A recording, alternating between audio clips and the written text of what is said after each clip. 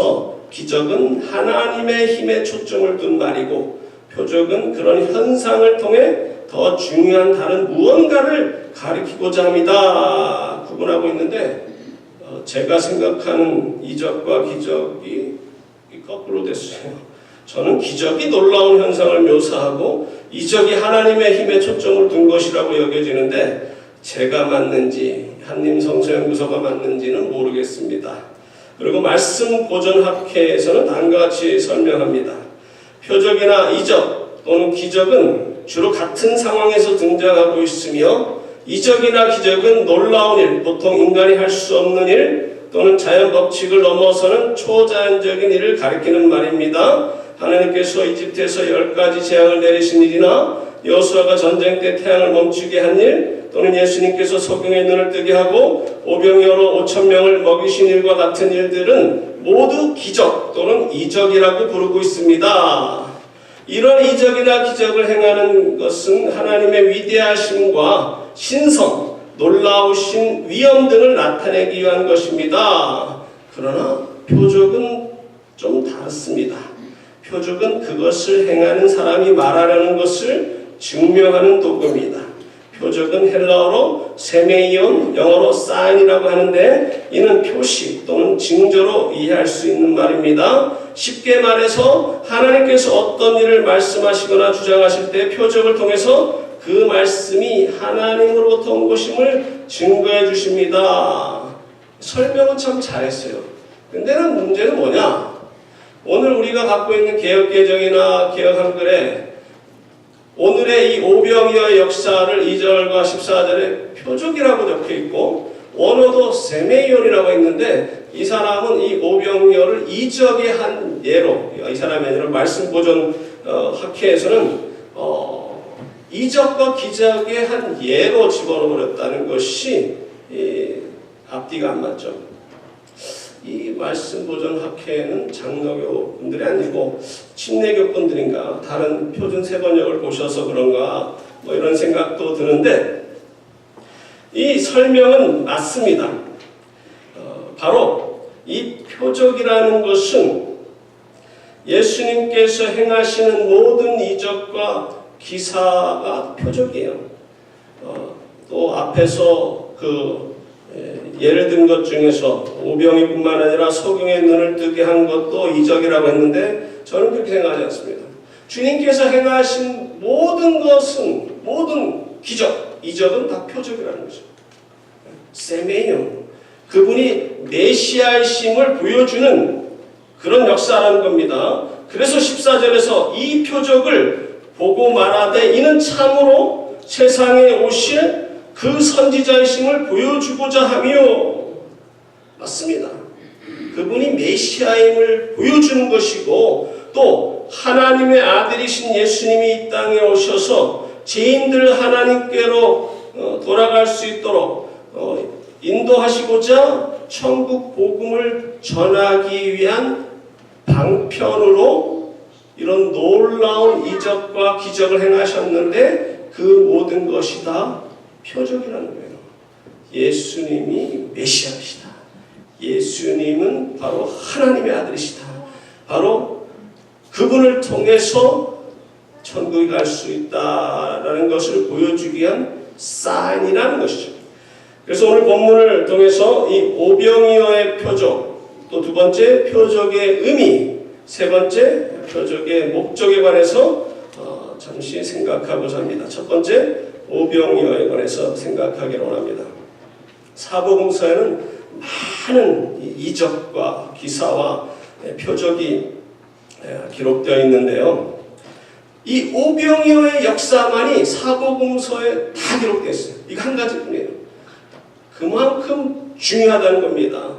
그런데 제가 놀라운 것은 이 귀한 거를 제가 성덕교회에 와서 4년 동안 목회하면서 한 번도 설교를 안 했다는 걸 보고 내가 깜짝 놀랐어요. 진짜인가? 하고 이전에 기록을 막 해물고 제가 했는데 기록을 빠뜨렸나? 이 사복음서에서 다 나오니까 마태, 마가, 누가, 그러니까 마태복음 14장, 누가복음 6장 뭐 다 이렇게 찾아봤는데 말씀 전한 적이 없어요. 여러분들 들은 것 같죠? 나한테 들은 거 아니에요. 다른 사람한테 드려요. 한 번도 안 했다는 것을 보고 내가 깜짝 놀랐습니다.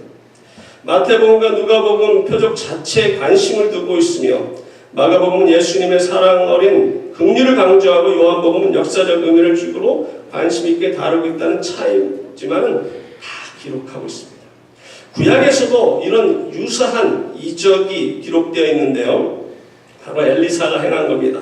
열왕기하 4장 42절과 43, 44절 보면 한 사람이 바알 살리사에서부터 와서 처음 만든 떡, 곧 보리떡 20개와 또 자루에 담은 채소를 하나님의 사람에게 드린지라 그가 이르되 무리에게 주어 먹게 하라. 그 사환이 이르되 내가 어찌 이것을 100명에게 주겠나이까 하나 엘리사는 또 이르되 무리에게 주어 먹게 하라. 여호와의 말씀이 그들이 먹고 남으리라 하셨느니라. 그가 그들 앞에 주었더니 여호와께서 말씀하신 대로 먹고 남았더라. 이 보리떡 20개와 이 채소 조금이 100명이나 먹은 이것은 놀라운 일이지만 훗날에 예수 그리스도가 보리떡 5개와 물고기 2마리로 남자 어른 15,000명이에요.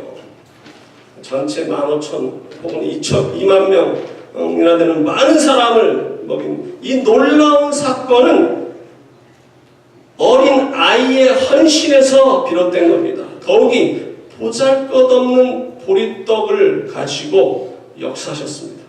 윌리엄 마클레이는 지적하기를 미시나에는 음행죄를 지은 사람이 보리떡으로 소재를 드리도록 정하였습니다.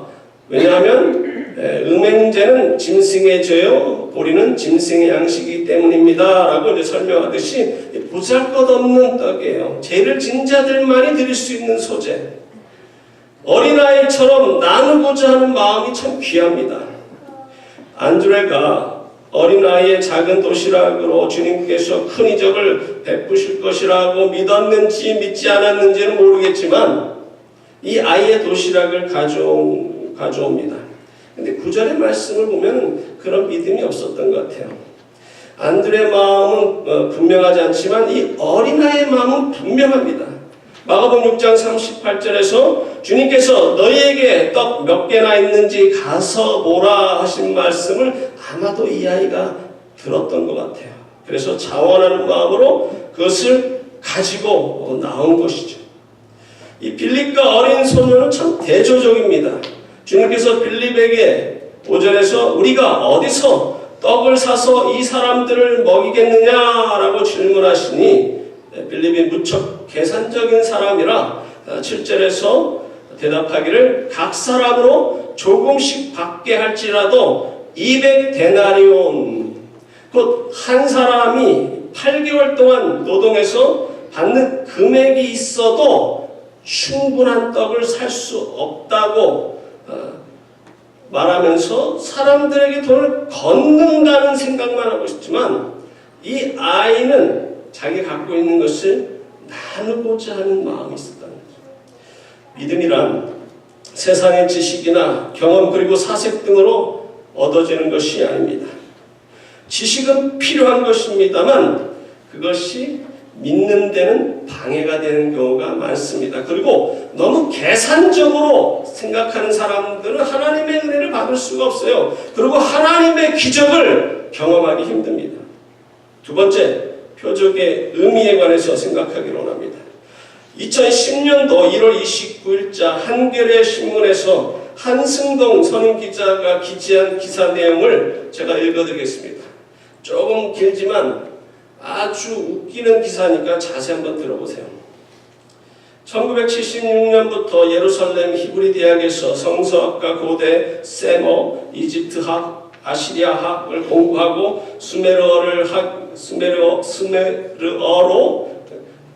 학위를 받은 뒤 10여 년간 히브리대에서 가르쳤던 성서학의 국제적 권위자 60세 된 조철수 교수의 예수 평전에서 오병이의 기적이 5,000명을 먹은 것이 아니라 마가복음 6장 40절에 100명씩 50명씩은 100부장 50부장을 의미하는 것이고 이들 중에 5명의 천부장을 선출했다는 얘기고 예수가 그들에게 성찬 은혜를 베풀었다라는 거예요. 5,000명을 먹은 게 아니라 50부장, 100부장 있는 사람 중에서 5명의 천부장을 세워서 그들과 의식을 나눴다는 거죠.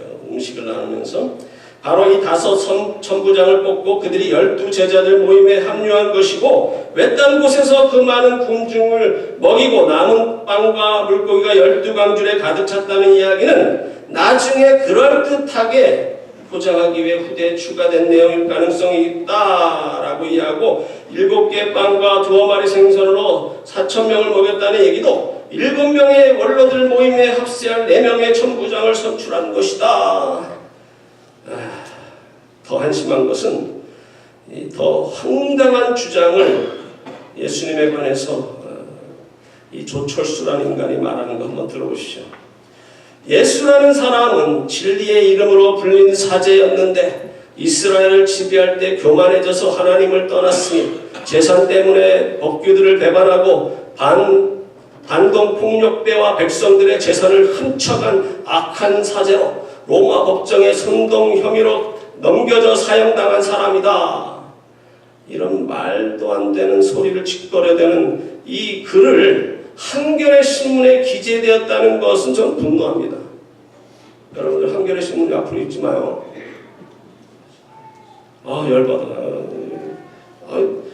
준비하면서도 열받았는데 지금도 뭐 혈압을 오네.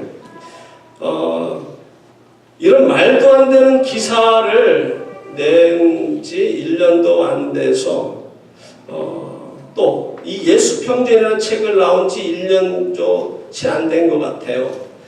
하나님께서 얼마나 분노를 하셨으면 이 조철수를 아주 뜨끈뜨끈한 대로 쳐넣으신 것 같은데, 언제 죽었는지 막 찾아보는데 기록이 없어요. 그런데 이 예수평전이라는 것을 내놓은 지 1년 만에 작고했다, 죽었다라는 걸 보고 이 사람이 61세나 62세 죽었구나. 하나님께서 얼마나 화가 나시면 저 인간을 저렇게 데려가셨을까, 뜨뜻한 데다 쳐넣으셨을까 생각이 드는데요. 물론 저 역시 6년 전쯤에 뉴욕에서 사역하였을 때 수요 성경 공부에서 사무엘상 6장에서 베스넷 사람들이 언약궤를 들여다보았다가 죽은 사람들이 5만 70명에 대한 내용이 이것은 70명이고 5만 70명이 아니라 설명을 하면서 이 5만이라는 단어가 50명의 천부장으로 번역될 수 있다고 가르쳤습니다. 왜냐하면 LF라는 단어가 천이라는 뜻도 있고 천부장 혹은 유력한 자로 해석할 수도 있기 때문이죠. 그러니까 그 사람은 아마도 이 베스넷 사람들이 5만 70명이 아니라 70명 죽은 거, 이 오역을 연구하면서 엉뚱하게 5,000명 그걸 연결시킨 것 같아요. 아니 분명히 그 헬라어에서 5,000명이라는 안드레스 호세이 펜타키스킬리오이라고 분명히 적혀 있는데 이 아람어 페시타를 언급하면서 억지로 끼어넣는 모습을 볼 수가 있어요. 마가복음 8장에 보면 제자들이 떡 가져오기를 잊었음에 배에 떡 1개밖에 그들에게 없었는데 주님께서는 바리새인들의 누룩과 헤롯의 누룩을 주의하라고 하시니 제자들이 우리에게 떡이 없기 때문에 그런 말씀을 하시나 보다 오해를 하였습니다. 그래서 주님께서 뭐라고 말씀하셨습니까? 마가복음 8장 19절부터 21절 내가 떡 5개를 5,000명에게 떼어줄 때 조각 몇 바구니를 거두었더냐? 이르되 12이니이다. 또 7개를 4,000명에게 떼어줄 때 조각 몇 강주를 거두었더냐? 이르되 7이니이다. 이르시되 아직도 깨닫지 못하느냐 하시니라. 만약에 주님께서 5,000명이 아니라 이 유력한 5명의 천부장과 함께 떡을 나누셨다면 오늘 본문 14절과 15절에서 사람들이 왜 놀라워했습니까? 그리고 왜 이는 참으로 세상에 오실 그 선지자라고 하고 그분을 억지로 붙들어 임금으로 삼으려고 했습니까? 앞뒤가 안 맞잖아요. 앞뒤를 문맥을 잘 살펴서 해석을 해야 됩니다. 한번 생각해 보십시오. 들판에서 여러 사람들이 천국 복음을 듣느라고 시간이 많이 지나갔어요. 다들 시작하고 있는데 예수님께서는 몇 59장, 100구장 중에 5명의 천부장과 예찬을 나누시고 옆에 사람들, 수많은 사람들은 배고파서 있는데 그 예찬을 나누는데 그 예찬을 뭘로 나눴다고요? 어린아이 점심 뺏어가지고 내놔. 5명이서. 이게 말이나 됩니까? 이 앞뒤 문맥, 아니 북한의 김정은도 아니고 이런 짓을 해요? 말도 안 되는 해석을 하고 있어요. 6절에서 이렇게 말씀하시면 친히 어떻게 하실지를 아시고 빌립을 시험하고자 하심이라. 왜 예수님께서는 다른 제자가 아닌 빌립에게 이런 질문을 하신 것입니까? 더욱이 6절에서는 빌립을 시험하시고자 질문한 것으로 기록하고 있는데요. 이 사람이 벳세다 사람이기에 그 지역에 사는 사람이라 그에게 그런 말씀을 하셨을 것으로 생각할 수도 있고, 6절에서 친히 어떻게 하실지를 아신다. 이런 말씀은 주님께서는 당신께서 무엇을 하실지도 다 알고 계셨다는 뜻이 뿐만 아니라 빌립이 또한 어떻게 대답할지도 이미 알고 이런 말씀을 하셨다고 생각할 수가 있습니다. 반면에 요한복음 외에 다른 공간복음 마태, 마가, 누가는 이런 시험하시다, 빌립에게 질문하시다 이런 말씀이 기록되어 있지 않고요. 너희가 먹을 것을 주라 라고 명령하십니다. 과거나 미래의 것이 아니라 현재 너희가 갖고 있는 것으로 나눠주라고 말씀하십니다. 한 아이로부터 오병이어를 안드레가 가져온 것은 보잘것없었지만 남자 어른만 5,000명을 먹이는 놀라운 이적이 일어났습니다. 예수님께서는 제자들에게 떡을 사다 주라 말씀하지 않으시고 너희가 먹을 것을 주라, 너희에게 떡이 몇 개나 있는지 가서 알아보라 말씀하셨습니다. 지금도 우리에게 똑같은 질문을 하고 계세요. 현재 내가 가지고 있는 것이 무엇이냐, 그것을 알아보라. 우리는 종종 이런 대답을 합니다. 앞으로 돈을 많이 벌어 노후 대책을 다 해놓고 나서도 여유가 생기면 선교와 구제를 하겠습니다. 그러나 저는 확신합니다. 이렇게 말하는 사람들은 10중 8구 절대 선교 구제 안 합니다. 나중에 여유가 있어도. 제자들이 예수님께서 가나의 혼인집에서 물을 포도주로 변하게 하시고 죽은 야이로의 딸을 살리시고 문둥병자, 혈루증, 고창병, 손이 마른 자를 고치신 것을 보았으면서도 이 많은 사람들을 어떻게 먹을 수 있을까 의심하고 있습니다. 우리 역시 하나님의 능력을 믿고 예수님께서 하나님의 아들이심을 믿는다고 하면서 막상 생활에서 의식주 문제가 생겼을 때 그 문제를 다른 데서 찾으려고 애쓰고 아무리 주님이라 하실지라도 우리의 의식주는 해결하지 못하실 것이라고 생각하는 경우가 많다는 것이 문제입니다. 주님께서는 지금 여러분에게 물어보십니다. 내 손에 갖고 있는 것이 무엇이냐? 그것으로 내가 놀라운 일을 행하리라. 모세에게 질문하셨습니다. 내 손에 든 것이 무엇이냐? 지팡이입니다. 그것을 땅에 던지라 하시면서 뱀이 되게 하셨고 그것을 홍해를 향해서 가리키라 했을 때 바다가 갈라졌어요. 다윗은 비록 슬링과 조약돌 5개밖에 수중에 없었지만 이 5개도 필요치 않고 다 1개 조약돌로 하나님께서는 거인 골리앗을 쓰러뜨리셨고 삼손의 손에 있었던 나귀의 뼈, 보잘것없는 뼈로 적군 1,000명을 때려잡도록 능력을 허락하셨습니다. 세 번째로 표적의 목적에 관해서 생각하기로 합니다. 이 목적은 생명의 떡으로 오신 예수님을 증거하기 위함이에요. 오늘 본문 아래에 있는 35절에 예수께서 이르시되 나는 생명의 떡이니 내게 오는 자는 결코 줄이지 아니할 터요 나를 믿는 자는 영원히 목마르지 아니하리라. 또 48절부터 51절에 내가 곧 생명의 떡이니라. 너희 조상들은 광야에서 만나를 먹었어도 죽었거니와 이는 하늘에서 내려오는 떡이니 사람으로 하여금 먹고 죽지 아니하게 하는 것이니라. 나는 하늘에서 내려온 살아있는 떡이니 사람이 이 떡을 먹으면 영생하리라. 내가 줄 떡은 곧 세상의 생명을 위한 내 살이니라 하시니라.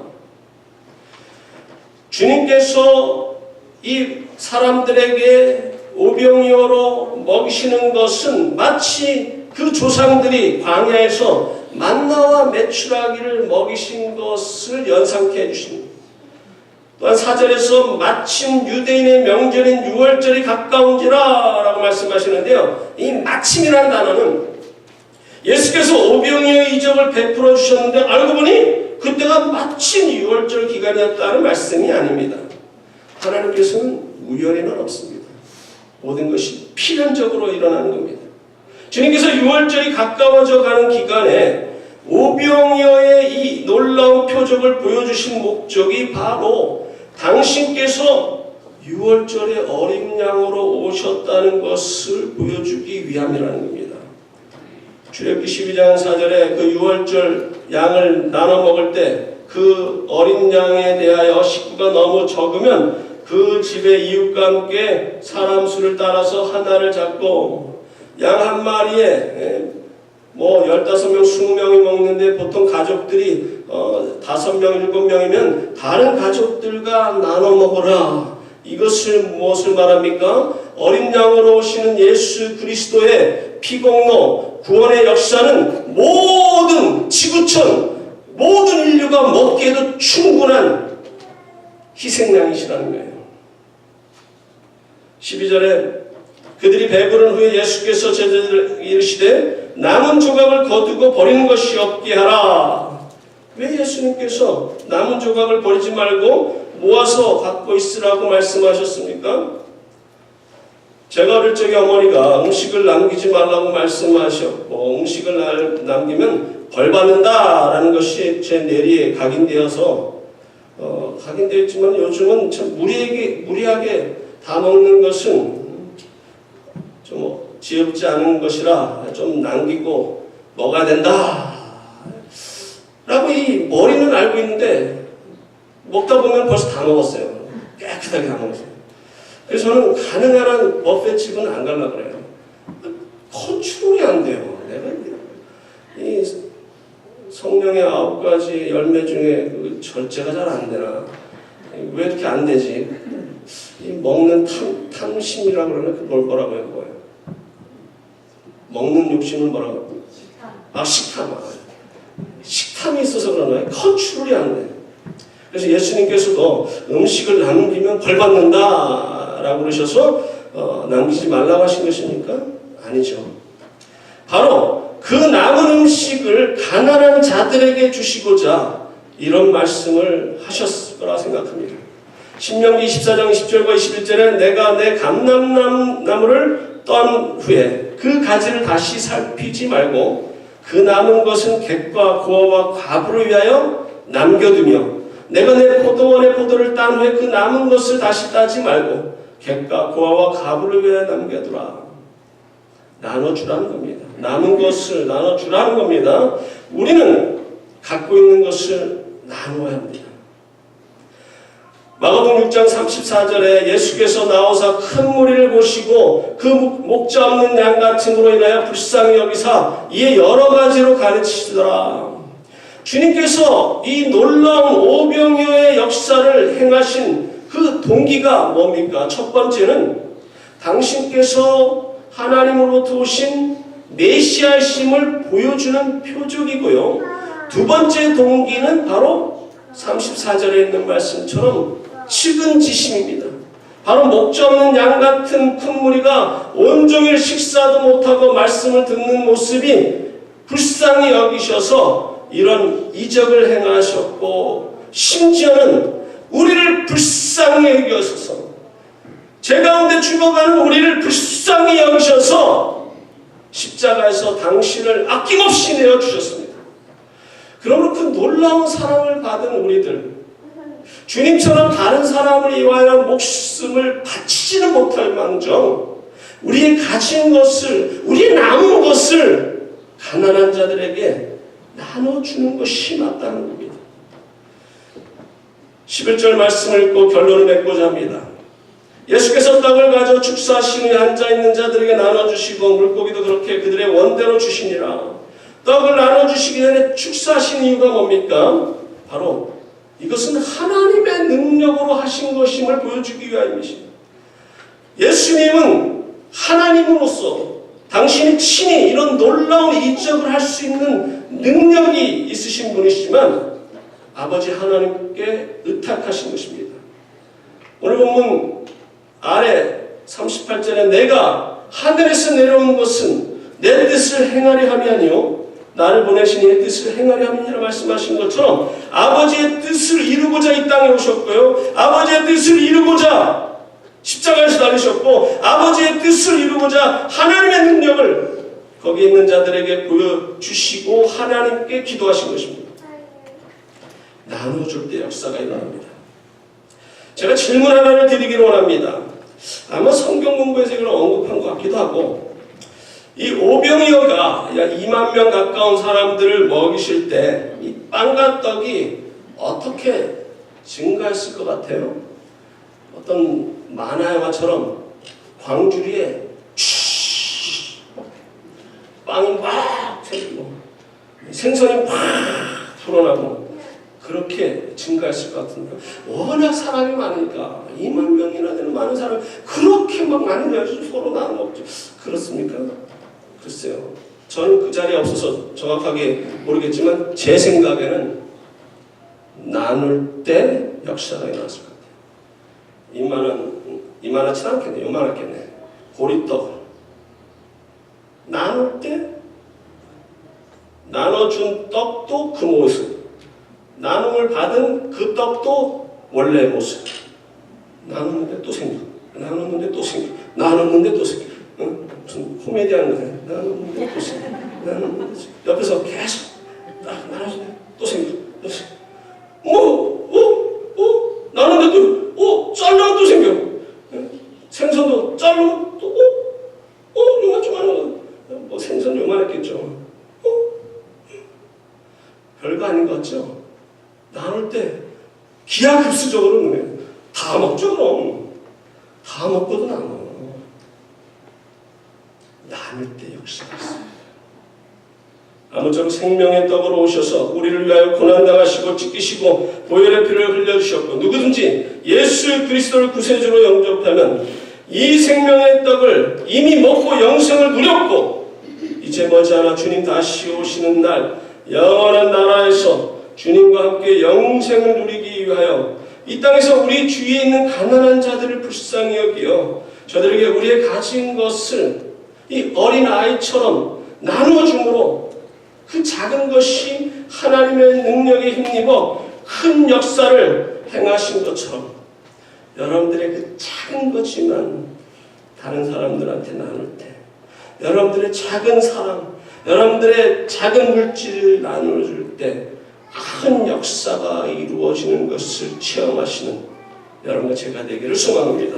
체험하시겠습니다. 고마우신 하나님 아버지, 은혜와 사랑을 감사드립니다. 제 가운데 죽었던 우리를 살려주실 뿐만 아니라 당신의 모든 것을 내어주시고 당신의 몸을 우리를 위해 찢기시고 보혈의 피를 흘려주시고 내세의 축복을 허락해 주신 그 사랑 그 은혜에 감사하여 우리도 나누기를 원합니다. 우리도 서로 사랑하기를 원합니다. 우리도 하나님의 밀알이 되어서 많은 열매를 맺고 하나님께 영광 돌리며 주님 앞에 섰을 때 칭찬받는 하나님의 귀한 종들 다 삼아 주옵소서. 감사드렸고 예수님 이름으로 기도드립니다. 아멘. 다 같이 일어나셔서 찬송가 198장 찬양하고 백유성 목사님 축도로 예배를 마치겠습니다.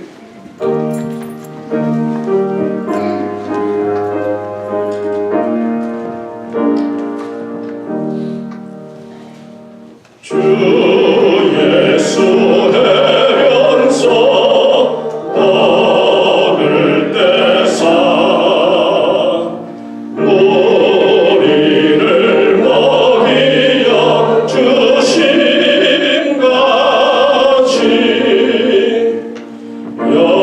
영생의 양식을 나에게도 던져